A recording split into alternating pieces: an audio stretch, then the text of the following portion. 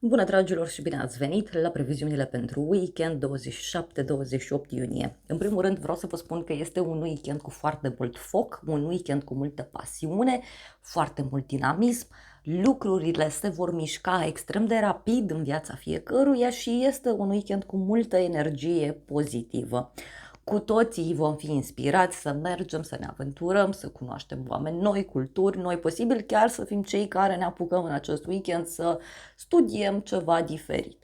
Mai mult decât atât, uite, în acest weekend avem la grad exact sextilul dintre Marte din Taur și Jupiter din Rac. Cred eu că este cam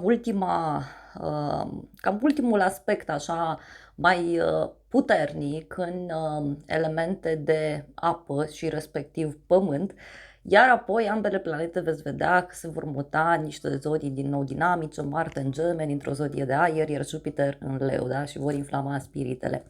Eu cred că e un weekend cu foarte multe eliberări, da? Acel sextil, să știți că se produce pe gradul 29, ceea ce înseamnă lucruri care se închid, ceea ce înseamnă că sunt lucruri care se pot face la urgență, nu înseamnă că e de rău, înseamnă că, uite, acum putem avea curajul necesar de la luna acolo din Săgetător, cumva putem avea un vibe bun, cred că e mai corect așa, putem avea acel vibe bun, acea energie, cum că hai că o să fie bine, hai că lucrurile o să se lege, o să se închege și da, chiar așa este.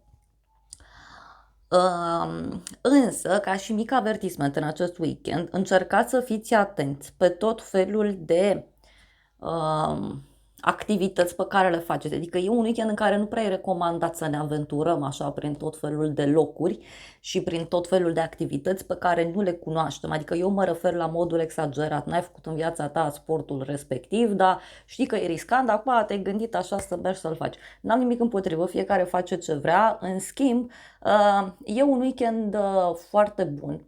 Să avem noi curajul și să fim pozitivi și să acționăm pentru binele nostru. Da? Undeva duminică seara Marte se mută în zodia Gemenilor și veți vedea că e startul unei perioade în care vom fi mult mai curajoși în a comunica, o să fim și mai ascultiți la limbă, dar vă atrăgeam atenția, da, că iunie și iulie și în special acum, final de iunie, pot fi tot felul de încurcături care apar, da? Și ni se cere să nu ne grăbim, să nu citim pe diagonală și să fim atenți și noi la ce informație livrăm.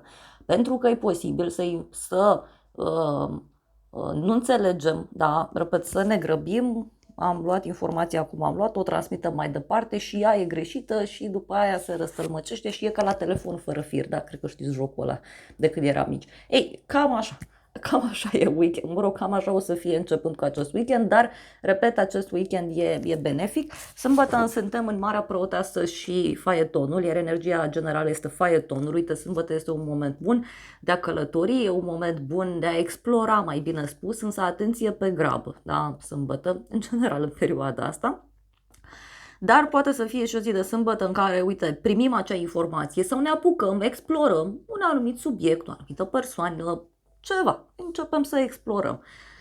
Că explorăm online, că ne apucăm și ne interesăm fizic, da? Că începem să facem ceva și informațiile alea ne pot ajuta. Ne pot ajuta să mergem pe drumul care trebuie și mai mult decât atât poate să fie și o zi de sâmbătă care să ne aducă o anumită aliniere a noastră.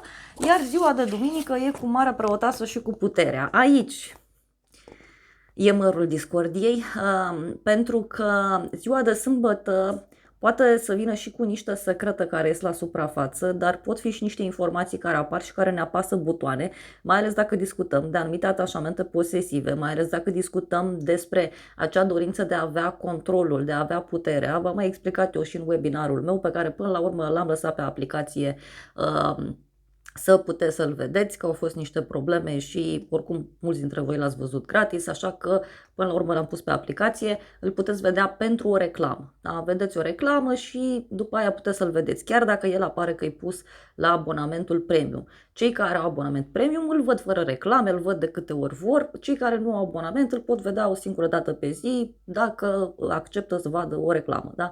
Așa că dacă vreți vă aștept, da? Uite, e un weekend bun, să știți, pentru așa ceva.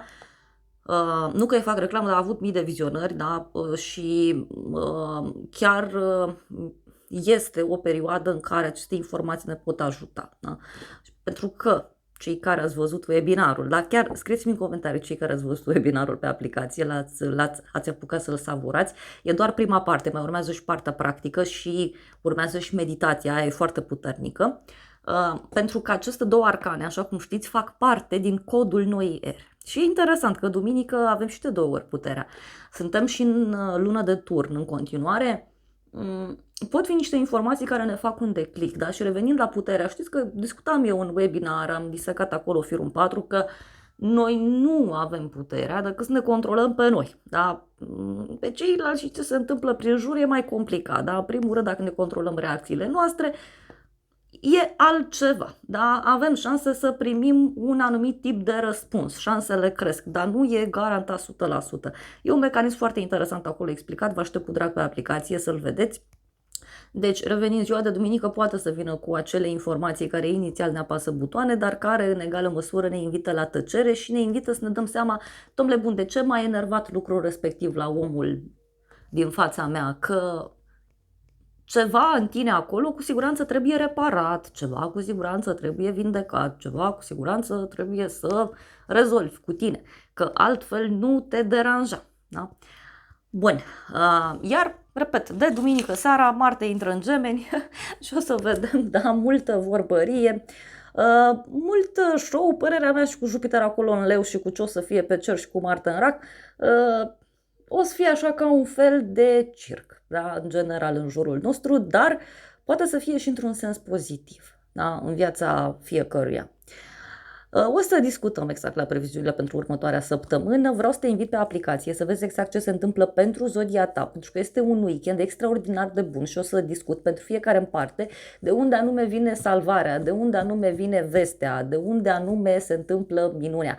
Pentru că este un weekend destul de decisiv pentru toată lumea. Da? Repet, e un weekend cu multe rezolvări, dar este și un weekend în care trebuie să știm cum anume să lucrăm cu energiile, trebuie să știm de unde anume vine oportunitatea, de unde vine blocajul, dar per total